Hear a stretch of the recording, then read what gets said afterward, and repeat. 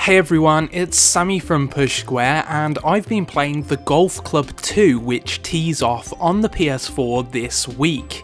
Now obviously this is the sequel to HB Studios' actually rather popular golf simulation, which came out in 2014 I believe, and it expands upon the feature set of the original and makes for quite a comprehensive, if occasionally convoluted game. So I'm going to get into my review imminently, but before I do, please like this video and subscribe to the channel for more PlayStation goodness. With that said, let's hit the links.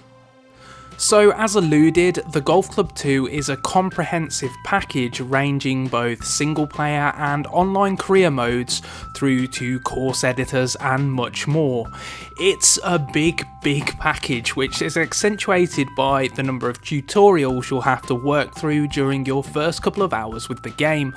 I'm not gonna lie, I found the title structurally a little overwhelming at first, and it's not the core golf that's the problem. When you're out on the course, it's actually very intuitive, but it's the wrapper around everything that I found a little bit confusing. So as with the original game, you can create courses, but there's now also a career mode which is based upon something called the society system, which is one of the headline new features in the game. And basically the idea is that you can create your own clubhouse which people can join, but it's all tied together by the in-game currency system, so you set admission fees and stuff like that, and any money spent in your society gets banked and then can be used to upgrade the clubhouse and so on. And the career mode works similarly in that you can create your own kind of seasons. The game's built around playing exactly how you want to, and so you can select predetermined seasons or create your own, pulling custom designed courses from around the web if you want, or using some of the official ones that are created by HB Studios. It's all completely up to you what you do.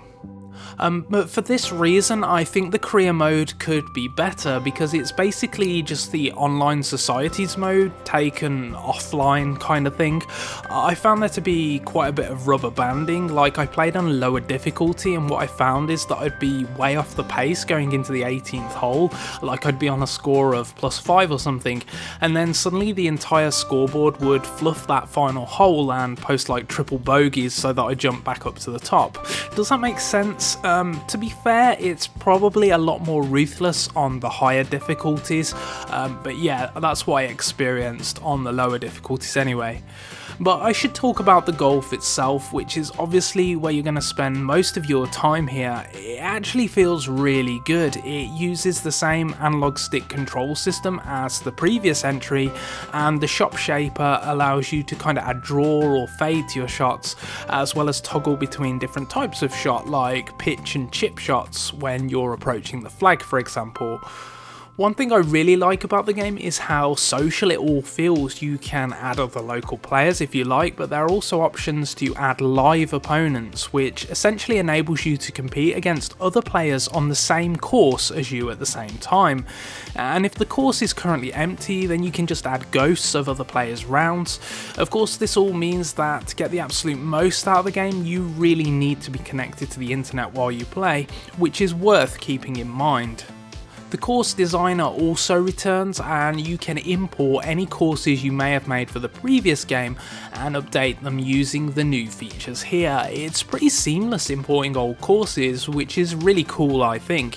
In addition to new themes like tropical, I believe, I don't think that was in the original, there are also new features like the ability to set up additional tee points and place dynamic crowds. And the really cool thing about the crowds is that their density will adjust depending upon the context. So if you're just playing a single practice round, then there'll just be a few bystanders watching on, but if you happen to be in a high stakes societies tournament, then there'll be a ton of people watching on, and the atmosphere will subsequently increase.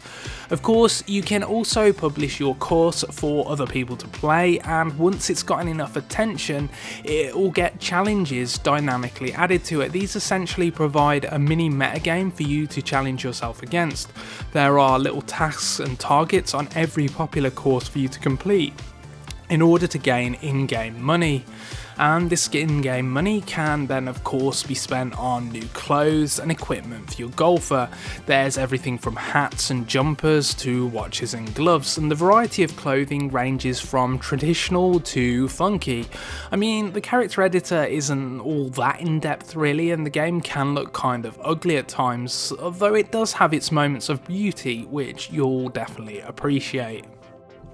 The only thing I'll say is that the game feels very creaky. Like, it runs fine when you're on the course, and like I say, it looks decent enough, but it sometimes feels like the engine is trying to do too much.